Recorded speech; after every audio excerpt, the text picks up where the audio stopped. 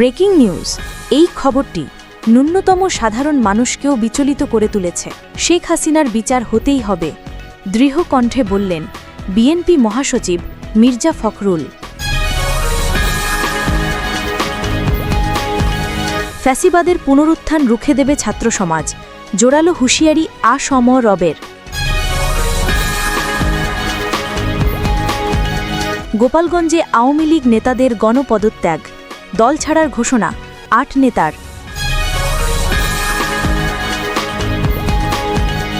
আমরা আর গুমের শিকার হতে চাই না, স্পষ্ট বার্তা দিলেন রুহুল কবির রিজভী। এতক্ষণ শুনছিলেন সংবাদ শিরোনাম, এবার বিস্তারিত।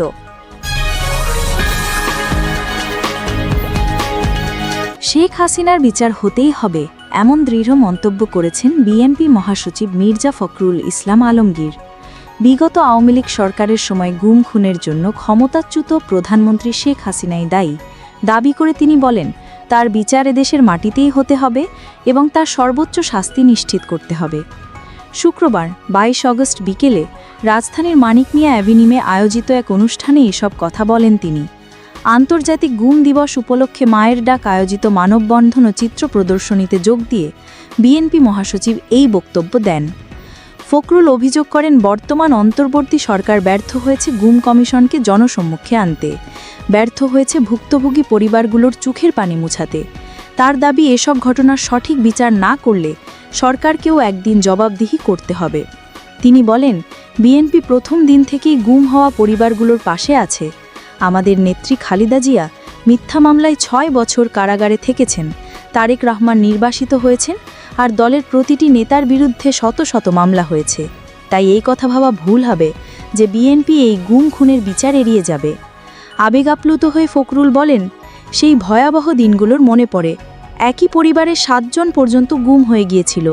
ছোট ছোট শিশুদের দেখেছিলাম পিতৃহারা হয়ে কাঁদতে। আজ তারা বড় হয়েছে, কিন্তু ন্যায় বিচার এখনও পায়নি।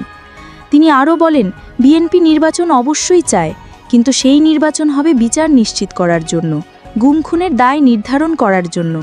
হাসিনা সরকারের আমলে প্রায় ৬০ লাখ মানুষের বিরুদ্ধে মিথ্যা মামলা দেয়া হয়েছে, ২০,০০০ মানুষকে বিচার বহির্ভূত হত্যা করা হয়েছে, আর প্রায় ১৭০০ নেতাকর্মী গুম হয়েছেন। এখনও পর্যন্ত এসবের কোনো জবাব পায়নি জাতি। Breaking news. বিএনপির সিনিয়র যুগ্ম মহাসচিব রুহুল কবির রিজভী বলেছেন, আমরা আর কখনোই পতিত ফ্যাসিস্ট আমলের মতো গুমের শিকার হতে চাই না। তিনি স্পষ্ট করে জানিয়েছেন, বর্তমান সরকারের আমলে গুম কিংবা বিচার বহির্ভূত হত্যার পুনরাবৃত্তি হবে না। শুক্রবার ২২ আগস্ট বিকেলে নয়াপল্টনে বিএনপির কেন্দ্রীয় কার্যালয়ে খালেদা জিয়া সহ দলের অসুস্থ নেতাদের রোগমুক্তি কামনায় আয়োজিত দোয়া মাহফিলে এ মন্তব্য করেন তিনি। গুম হওয়া সাংবাদিক বিভুরঞ্জন সরকারের প্রসঙ্গ টেনে রিজভী বলেন, অন্তর্বর্তী সরকার এর সঙ্গে জড়িত নয়। এ ঘটনার পেছনে অন্য কোনো রহস্য আছে কিনা কিংবা কোনো আন্তর্জাতিক চক্র জড়িত কিনা তা খুঁজে বের করতে হবে। দেশের রাজনৈতিক পরিস্থিতি নিয়ে রিজভী বলেন, অনেক ক্রান্তিকাল অতিক্রম করে আমরা আজ একটি স্থিতিশীল অবস্থায় পৌঁছেছি। গণতন্ত্র পুনরুদ্ধারের জন্য অমীমাংসিত প্রশ্নগুলোর সমাধান করতেই হবে। সংখ্যানুপাতিক প্রতিনিধিত্ব বা পিআর পদ্ধতি নিয়ে তিনি প্রশ্ন তোলেন। রিজভীর দাবি, বাংলাদেশের জনগণ এই ব্যবস্থার সঙ্গে পরিচিত নয়। ভোটের অধিকার কেড়ে নিয়ে দলকেই নির্বাচিত করার সুযোগ তৈরি করলে রাজনৈতিক দলগুলো কর্তৃত্ববাদী হয়ে উঠবে। তিনি সতর্ক করে বলেন, পিআর পদ্ধতি বাস্তবায়ন হলে জনগণ তাদের প্রকৃত প্রতিনিধিকে চিনতে পারবে না। অর্থ আর বিতর্কিত প্রভাবশালীরাই সংসদে ঢুকে পড়বে। এভাবে জনগণকে অগ্রাহ্য করলে দেশে আবারও বিশৃঙ্খলা সৃষ্টি হবে। এ সময় শেখ হাসিনা রেখে যাওয়া দোসরদের দিকেও ইঙ্গিত করেন রিজভী। তিনি অভিযোগ করেন, শেখ হাসিনা রাষ্ট্রের প্রতিটি স্তম্ভ ধ্বংস করে গেছেন। মেগা প্রকল্পের নামে ৬৮% অতিরিক্ত অর্থ খরচের অভিযোগ তুলে তিনি বলেন, এর জন্য আন্তর্জাতিক মানের অডিট প্রয়োজন। দুর্নীতিবাজদের চিহ্নিত করে অবশ্যই আইনের আওতায় আনতে হবে। অনুষ্ঠানে আরও বক্তব্য রাখেন বিএনপির কোষাধ্যক্ষ এম রশেদুজ্জামান মিল্লাত, ঢাকা মহানগর দক্ষিণ বিএনপির আহ্বায়ক রফিকুল আলম মজনু এবং সদস্য সচিব তানভীর আহমেদ রবিন। সভায় সভাপতিত্ব করেন সুমন ভূঁইয়া এবং সঞ্চালনা করেন বদরুল আলম সবুজ। এতক্ষণ শুনছিলেন রুহুল কবির রিজভীর ব্রেকিং মন্তব্যের বিস্তারিত সংবাদ। Breaking news. গোপালগঞ্জে আওয়ামী লীগে পদত্যাগের হিড়িক। মুকসদপুর উপজেলার ননিক্ষীর ইউনিয়ন আওয়ামী লীগের ৮ জন নেতা একযোগে পদত্যাগের ঘোষণা দিয়েছেন। বৃহস্পতিবার ২১ আগস্ট সন্ধ্যায় ননিক্ষীর উচ্চ বিদ্যালয় মাঠে আয়োজিত সংবাদ সম্মেলনে এই ঘোষণা দেন তারা। পদত্যাগকারী নেতারা স্পষ্ট জানিয়েছেন, আওয়ামী লীগের সঙ্গে তাদের আর কোনো সম্পর্ক নেই, ভবিষ্যতেও থাকবে না। পদত্যাগকারীদের মধ্যে রয়েছেন ইউনিয়ন আওয়ামী লীগের সহসভাপতি মঞ্জ মৌলিক ও কাজী মিজানুর রহমান, সহপ্রচার সম্পাদক রাসেল শেখ, সদস্য স্বপন শেখ। এছাড়া ১ নম্বর ওয়ার্ড আওয়ামী লীগের সভাপতি নূর আলম মিয়া, ৬ নম্বর ওয়ার্ডের সাংগঠনিক সম্পাদক সুবল রায়, ৯ নম্বর ওয়ার্ডের শ্রম বিষয়ক সম্পাদক আক্কাস চোকদার এবং ইউনিয়ন স্বেচ্ছাসেবক লীগের সাধারণ সম্পাদক জলিল কাজী।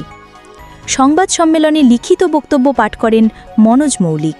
তিনি বলেন, আমরা ননিক্ষীর ইউনিয়ন আওয়ামী লীগের সব পদ থেকে স্বেচ্ছায় ও সজ্ঞানে অব্যাহতি নিচ্ছি।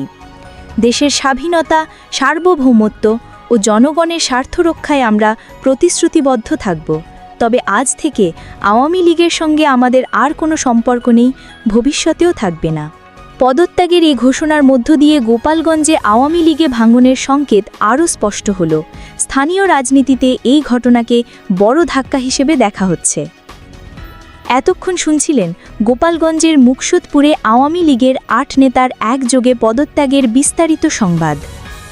Breaking news. ফ্যাসিবাদের পুনরুত্থান ছাত্র সমাজ রুখে দেবে, এমন দৃঢ় ঘোষণা দিলেন জাতীয় সমাজতান্ত্রিক দলের সভাপতি এবং সাবেক ডাকসু ভিপি আসম আব্দুর রব। শুক্রবার সকালে রাজধানীর উত্তরায় বাংলাদেশ ছাত্রলীগ বৈজ্ঞানিক সমাজতন্ত্রের প্রতিনিধি সম্মেলনে প্রধান অতিথির বক্তব্যে তিনি এই আহ্বান জানান। রক্তাক্ত জুলাই গণ অভ্যুত্থানের পর আবার ফ্যাসিবাদের পদধ্বনি শোনা যাচ্ছে উল্লেখ করে রব বলেন, সংগ্রামী ছাত্র সমাজই এই চক্রান্ত প্রতিহত করবে। আসম রব বলেন, শিক্ষা ব্যবস্থা হতে হবে বৈষম্যহীন, গণমুখী এবং জাতির মুক্তির চাবিকাঠি। ছাত্র সমাজকে ঐক্যবদ্ধ থাকতে হবে, নতুবা ক্ষমতাকেন্দ্রিক রাজনীতি জুলাই গণ অভ্যুত্থানের স্বপ্নকে নস্যাৎ করে দেবে। বিশেষ অতিথির বক্তব্যে জেএসডির সাধারণ সম্পাদক শহীদউদ্দিন মাহমুদ স্বপন বলেন, গণমুখী শিক্ষা শুধু চাকরির জন্য নয়, শিক্ষার্থীর মানবিকতা ও ন্যায়বোধ করে তোলে।